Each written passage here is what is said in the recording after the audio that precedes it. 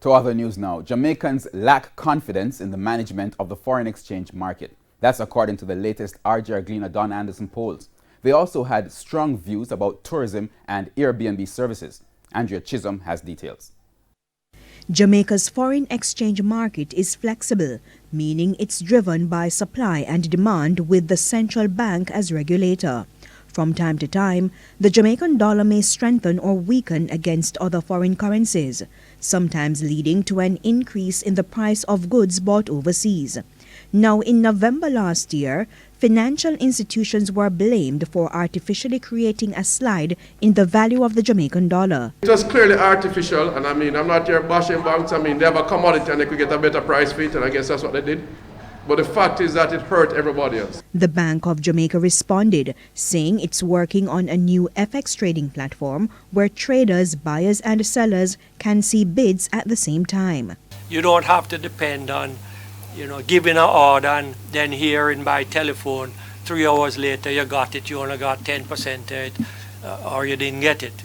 You will be able to see it there yourself and in fact give instructions right at the moment. And on January 21, 2020, BOJ rolled out a swap arrangement to better manage the foreign exchange market.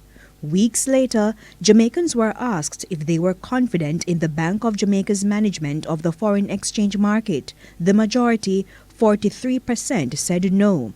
32% were pretty confident, 12% did not know, and 13% not sure. Pollster Don Anderson says the data are worrying.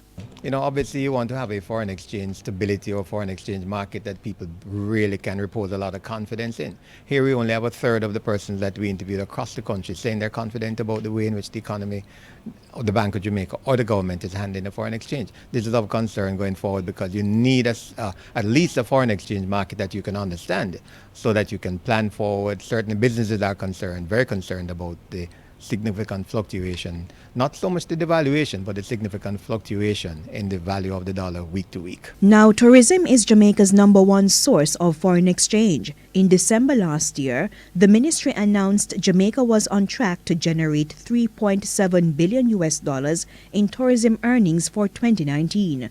The Planning Institute of Jamaica recently reported that for 2019, the industry is recording the strongest growth during the year, were hotels and restaurants, up 4.9%.